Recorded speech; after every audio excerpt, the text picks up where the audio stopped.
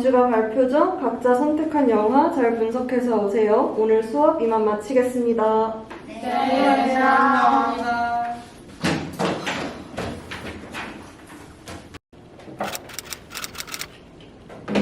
하연아, 거기 정리 다 하면 할머니 서랍 좀 정리해줘. 알겠어.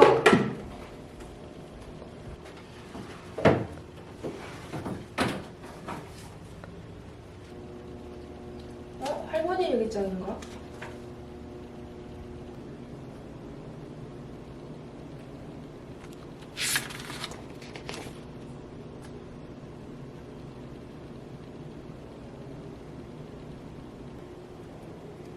인천 상륙작전? 할머니가 도망쳤다고? 이곳은 여느 공원과 다름없어 보이는 인천의 월미공원입니다. 이곳에는 한국 전쟁 당시 발생한 민간인 학살을 기리기 위한 위령비 하나가 있습니다. 한국 전쟁이 발발한 지 3개월도 되지 않아 북한군은 남한 대부분의 지역을 점령했습니다. 이 전쟁의 판도를 바꿔놓은 사건이 바로 인천 상륙 작전입니다. 그러나 상륙 작전을 시행하기 5일 전 1950년 9월 10일 지금의 월미공원 위치인 월미도 동쪽 지역 새벽 6시에 해병대 폭격기들의 95개의 내입 함탄 공격이 가해졌습니다. 당시 약 80여 가구의 주민들이 살았던 민간인 마을입니다. 미군은 상륙작전의 성공을 위해 당시 인민군이 주둔하던 월미도의 점령이 선행되어야 한다고 판단했습니다.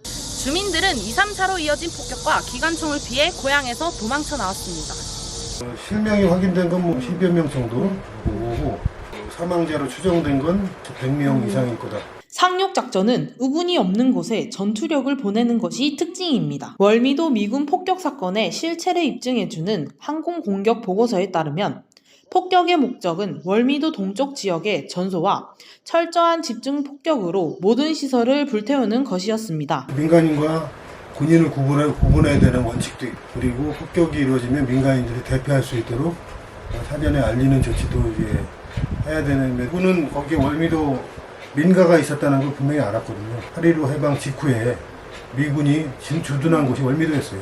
월미도 바로 원주민 마을 옆에 콘센트를 짓고 미군이 주둔하고 있었기 때문에 거기 민가가 상당 규모 있다는 걸 알았음에도 불구하고 인천 상륙 작전이 끝난 직후 월미도 내에 미군 군사시설이 들어오면서 민간인의 출입이 통제되었습니다. 1971년부터는 해군 부대가 30년간 진주하였고 2000년 월미도에 주둔했던 해역사 사령부가 평택으로 이전했습니다.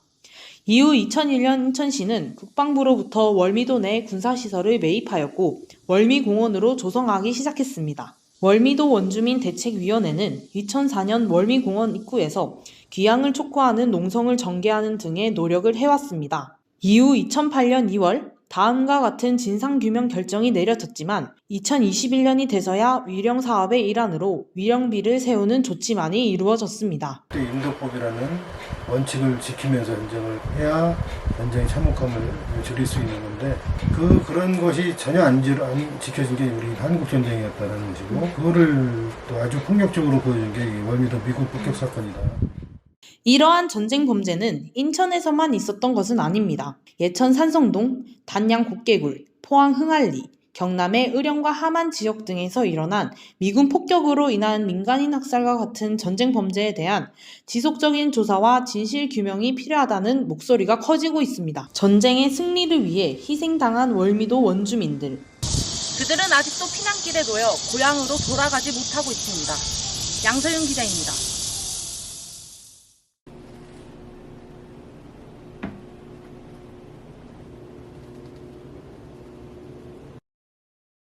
사학과 21학번 이평화 발표 시작하겠습니다. 네, 보이시는 것처럼 한국 전쟁 동안 남한에서만 희생된 민간인은 총 99만여 명, 그리고 전쟁의 승리를 위해 학살된 민간인은 12만 명 이상입니다. 여러분들은 한국 전쟁에서 중요한 승리의 역사로 인천 상륙작전을 기억할 것입니다. 그러나 이 인천 상륙작전의 승리를 위해서 학살된 사람들의 이야기도 혹시 알고 계신가요?